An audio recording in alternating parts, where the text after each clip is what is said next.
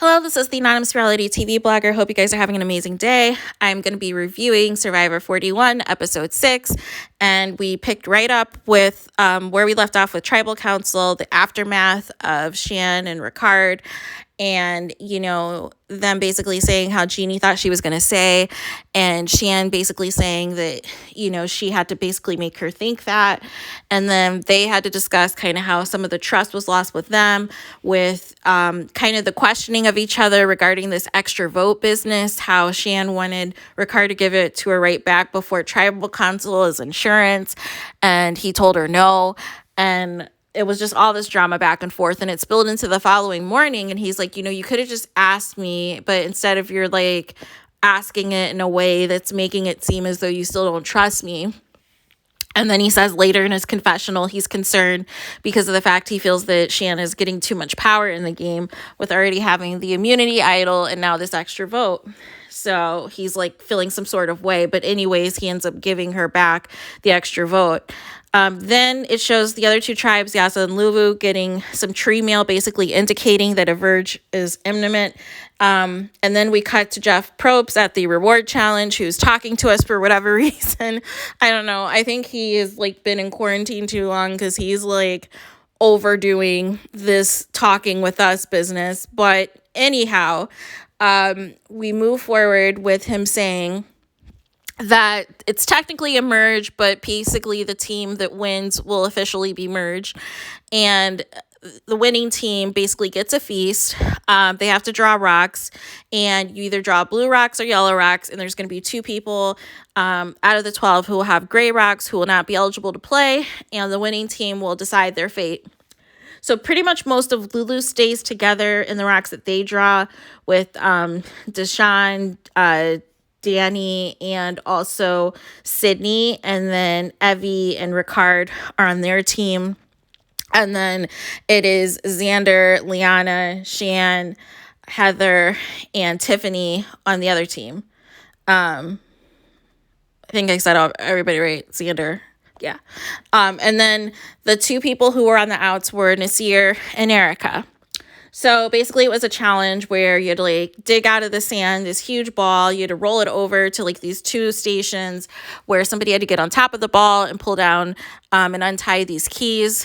And then after that, the team had to basically build like some type of human ladder to get each other at the very top of the challenge to where the puzzle was, which you had to then use the keys to unlock them to spell out merge feast. And like basically once you unlocked everything, you could move the words around until you got it correctly. And basically the blue team was running away with it. I don't know why they made it seem like the yellow team had a shot, because I just never felt that they did, even though they ended up making it up there. But once they were able to get what they needed, it was a wrap. So basically they won, and they had the decision on what to do with Naseer and Erica. So basically one person got to go and also eat with them in the feast, and the other person gets to go to this exile island for 48 hours by themselves. So Danny claims that they chose rock, paper, scissors to select Naseer, even though I don't believe that for a second. And they chose Erica to go to this island. So we're like, okay. So they have like this really nice feast, with all kinds of food, beer, everything else. And so, Carter and Evie are trying to like inquire and get some tea if they really, if that really was a hard decision, and they're trying to like play it off or whatever. And they're like, yeah, we noticed that you guys have really been picking off like all the men, and basically trying to indicate that to Evie to let them know that she's on notice.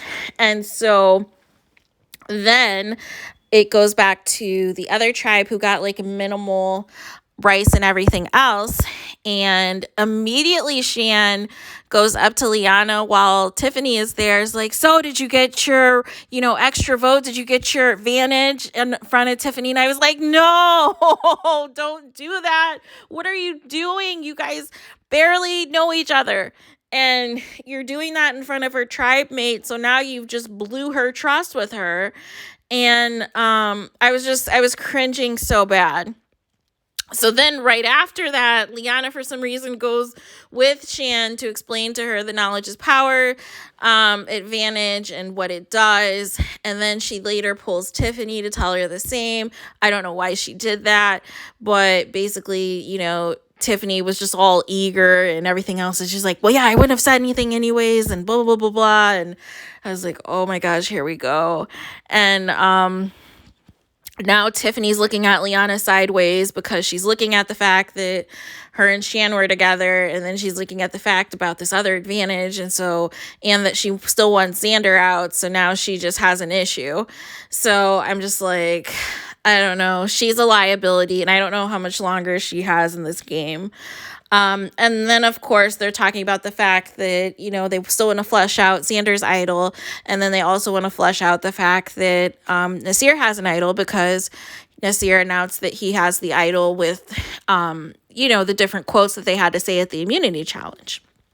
So from there, we then, they have some talk, Danny, Deshawn, Liana, and Shan about kind of forming an alliance and protecting each other till the end. It kind of just have like an unspoken thing. And then basically everybody kind of reiterates to everybody that's there on the tribe that they want to vote out Erica, that she would just be the next logical vote. So then we fast forward over to Erica, who's on Exile Island. They show her basically, trying to put things together to make a fire. She has like a little bit of rice, a whole bunch of water, and she's just trying to survive. And she talks a little bit about her life story and her being from Canada and everything. And then next thing you know, Jeff Probst comes over, and I'm like, uh-oh, we're about to get into some mess. And so basically he pulls out this hourglass and tells Erica that she can potentially make the biggest advantage in Survivor history, where she can change, basically time travel and change what happened the previous day with everything. And essentially, instead of the blue team winning, the yellow team would be winning, and she would be safe, and they would not be at risk for being voted out at Tribal Council.